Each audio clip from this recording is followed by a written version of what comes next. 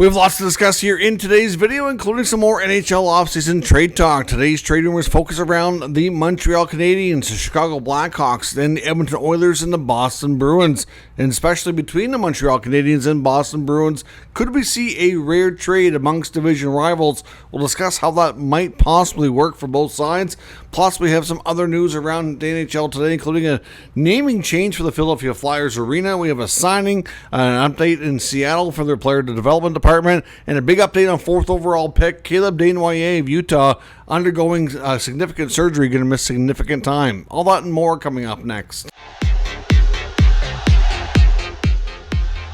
Welcome back to another video here at Top Shelf Hockey. As I mentioned, we have lots to discuss in today's video. We have another veteran NHL player announcing their retirement here today, although this player has not played in the NHL for some time, but the NHL Players Association did tweet out this information earlier that Patrick Thorensen, the 41-year-old Norwegian player, has officially retired from professional hockey. Thorensen might be more known for his time in the KHL representing Norway in the international stage, but he was an NHL player for a few years.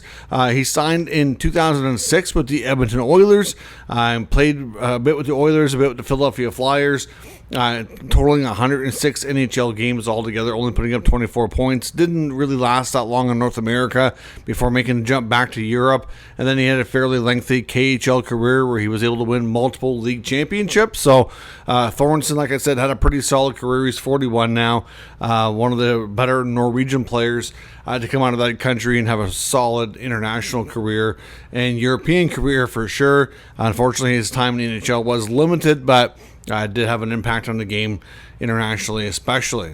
Some other news around the NHL today. We found out that the 4th overall pick from the 2025 NHL draft, Moncton Wildcats centerman Caleb Desnoyers, who was drafted by the Utah Mammoth, is going to require a fairly significant surgery on his wrist and is going to miss about 12 weeks of action. Now, we knew going into the throughout the Quebec Major Junior Hockey League playoffs and into the Memorial Cup that Desnoyers was dealing with a fairly serious wrist injury.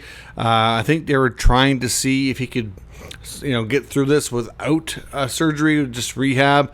That's obviously not the case. We're far enough along now into August that I'm pretty sure if they would have known 100% he was going to need the surgery, that it would have happened sooner than this to make sure he would miss last time. Obviously, missing 12 weeks, puts him most likely, you're looking at September, October, November. So I'm going to estimate like late November, maybe sometime into December before he is able to play games. The Moncton Wildcats had already announced that he was going to be their team captain for the upcoming season. So obviously they were pretty confident that he was going to be coming back to Moncton. If for some reason he didn't, then obviously they'd adjust their plans. But that means he would even miss training camp with both junior and the Mammoth. So it's a bad blow for Desnoyers, who had one heck of a draft eligible season. He still has an opportunity though to have a really good season. He's just going to obviously have a slower start than he's hoping for. Desnoyers should be able to get back and get enough games in to be eligible and be ready to go for the World Junior Championships and still have a strong second half with the Moncton Wildcats. But especially given the surgery and the wrist and everything, I didn't think he was going to start with Utah anyway, but now that we know this, that pretty much confirms the fact that he won't, and he'll go back to Moncton when he's healed up. He'll wear the C there.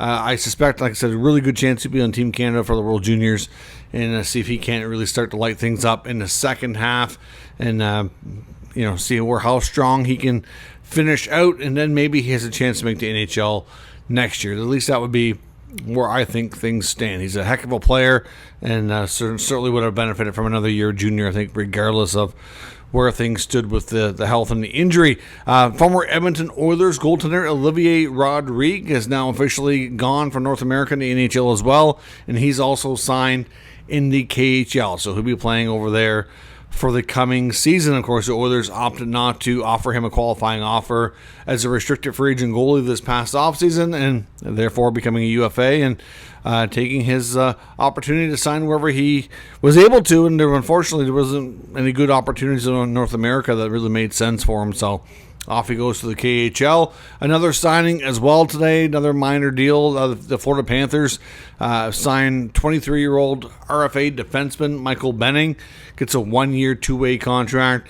This is more of a deal for their AHL affiliate, but gets league minimum at the NHL level, $775, $100K in the AHL, but he is guaranteed $150,000 in total income. So that suspects to me that they expect him to be a call-up option. So and get in at least some NHL games. And if for any reason he doesn't, he'll still be paid at the end of the year like he was to get a bump up on his minor league pay. As I mentioned as well, we have more news because this actually just came up with another team, the Lightning, here in the last couple of days. But the Philadelphia Flyers also have a new sponsorship for their arena naming rights. Their arena will no longer be called the Wells Fargo Center. Their arena will now be named the Xfinity Mobile Arena.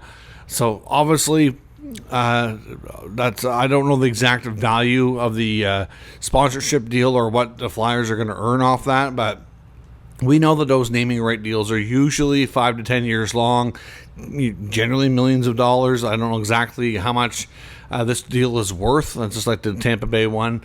We didn't have an exact figure there, but ultimately, Xfinity Mobile Arena will be the new name of the Philadelphia Flyers arena there. We also had news out of Seattle. The Seattle Kraken have hired Zach Dalpe. Of course, he's a former professional player, and he's now been hired to work with the Seattle Kraken in their player development department as a player development coach. So good on him for taking the next step in his hockey life and moves from player to player development. Now, as I mentioned, we have some trade talk to take a look at here today as well. A variety of things, including Montreal, Chicago, the Carey Price contract, some rumors around the Oilers, and as well as the Bruins. Now, we'll start with Montreal, and a couple things first. One, on the Carey Price contract. We talked about this yesterday, and we talked about the fact that the main teams prior to this week that we had heard were a good likely landing spot for Price's contract was teams like Pittsburgh and San Jose. And I would say that they still could be where it ends up. But I know this week the name came up of Chicago to watch the Blackhawks, that the Blackhawks very well might be a team to take this contract on as well. They are a team that have a number of veteran players that are on short-term deals that are likely going to get traded sometime throughout the season. And if they subtract enough money, this way they don't have to worry about taking back contracts from other teams because they'll have a big AAV from the Price contract to keep them above the cap floor, so they don't have to worry about that. They can work on taking back future considerations or future prospects and picks and things like that, and don't have to take a bad contract. Now, if it's for the rest of the year, they probably won't mind. In some situations they can incentivize that to kind of boost their return, but ultimately the Blackhawks are a team to watch. But I've seen a new article today about this whole situation between Montreal and Chicago, suggesting that maybe the Montreal Canadiens might turn this into a bigger deal. Now, the Carey Price bonus is scheduled to be paid out September the 1st, and then the trade is expected to happen shortly thereafter. So we'll see what happens, but the Blackhawks have 3 NHL goaltender contracts on their roster right now.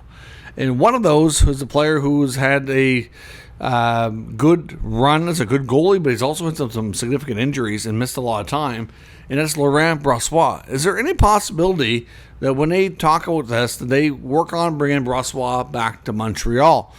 Now, I know Montreal technically has Samuel Montembeault and Jakub Dobeš. I think Dobeš has run with the team in the second half of last year after they swapped Primo down to the minors and brought him up. I think it was mostly positive, but there was a stretch there. I think he had a hot start, and then he kind of cooled off, and then he kind of got a little bit better again, I thought, towards the end, in my opinion. But there was a stretch there where I kind of wondered, is Marty St. Louis losing faith in Dobeš? And, are they reluctant to play him? Did they play Montembeault maybe a little bit too much? I did wonder about that. And over time, I think as Dobeš kept getting opportunities, especially when they kind of felt they had to put him in, he did get a little bit better. And then towards the end of the year, I think kind of earned more opportunities. So kind of leveled out, like young goaltenders, you're going to have ebbs and flows. Like, hot start, cooled off, kind of get better again. Because you got to remember, the league kind of got used to him, and after enough probably video and scouting and whatnot, they kind of picked away some weaknesses and some identifying some ways that they thought they could score on them. So then the goal totals start going up, and then over time it's up to Montreal and him and the goalie coach to make adjustments as well. And I think they did that to some degree. So ultimately, I don't know. I think long term right now, the confidence in Dobush is still high, but would they consider bringing in another veteran if they have the space, and they would, to partner with Montembeault to have that extra layer of depth? Now, I know they have Fowler as well, who I think at this rate, Fowler looks like he might even be the best goalie of the bunch that's in the system right now, and he could be their future number one starting goaltender. I think they want to take their time and let him develop, and that's probably a couple years away. But just wondering with Montembeault, you want to keep his workload so it's not too crazy. Takes the pressure off of Dobush. Would they consider bringing back a guy like Brossoit? That contract would be looked upon as being a little bit risky as well, given the fact of his history with the significant injuries. That's assuming also that he's ready and able to play this year, which I believe he would be, but I don't know that 100%. So like I said, I came across an article wondering if that was a possibility, if they could target him as a player coming back. Obviously, Chicago really wouldn't and shouldn't have to give up a whole heck of a lot to take on a contract that's strictly for long-term injury reserve usage if need be. They're also wondering about Lukas Reichel. I mean, obviously, we know he's a player only signed for one more year in Chicago, and is a player that I think might be a player to get a fresh start out of Chicago eventually here. Now, Montreal does have a lot of players who can play on the wing, though. So, to me, it makes more sense if he were a centerman that it might be a more likely target. So, but, again, kind of like the play when they made the trade with St. Louis for Bolduc. Could this be a young player they come in with, low risk, potential high reward? Maybe, but I just think they have a lot of wingers, so I just think it's less likely that we see that. Now, could Chicago trade Lukas Reichel? I think it's absolutely pretty good possibility that could happen. It doesn't mean it will by the time the season starts, and they'll have some new data to go on to determine his future there, but ultimately, Reichel is a player that could be moved out. I don't see him really being of heavy interest to Montreal, though, but we will see. But could Montreal also land a big extension with Lane Hutson? I mean, we know he's, coming off a fantastic rookie season, going into the final year of his contract because of the way he came out of college and signed and was able to burn a year. We're already into eligibility now for that next contract for Hutson.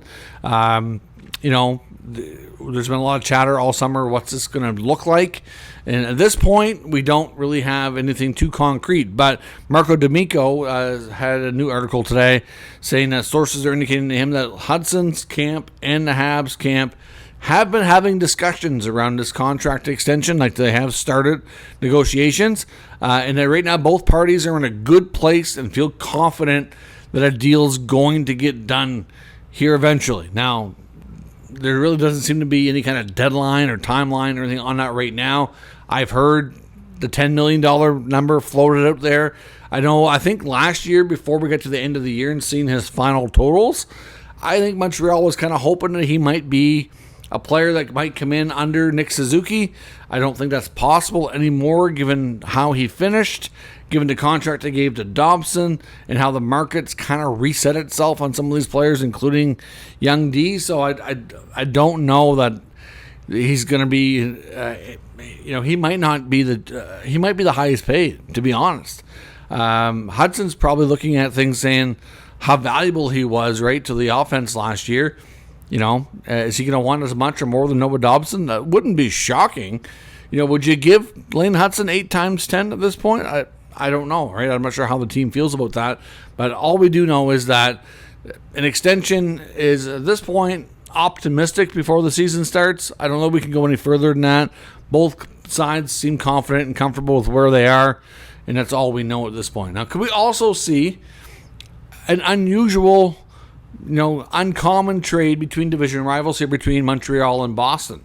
Now, they might have players that might be able to mutually benefit each other. We know Montreal's main hole in their lineup that they'd like to solve is number 2 center spot. Now, we know that if nothing happens, that they're probably going to go into the season and give Kirby Dach another opportunity to be that guy. Hopefully he can stay healthy. Hopefully he can play with guys like Laine and Demidov. It can work out.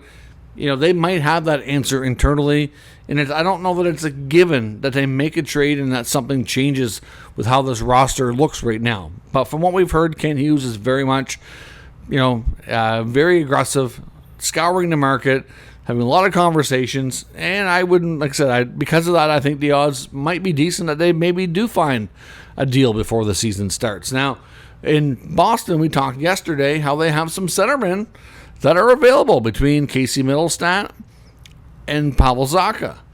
Could they look to one of those guys to be their number 2 center?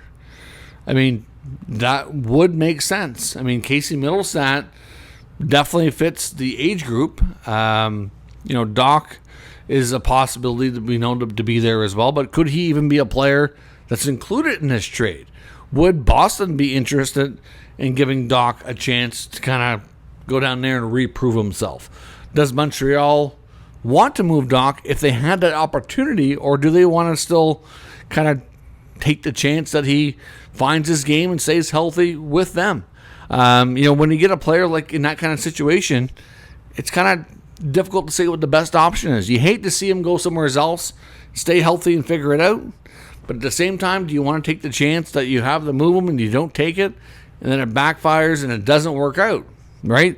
So it's a tough call. It really is.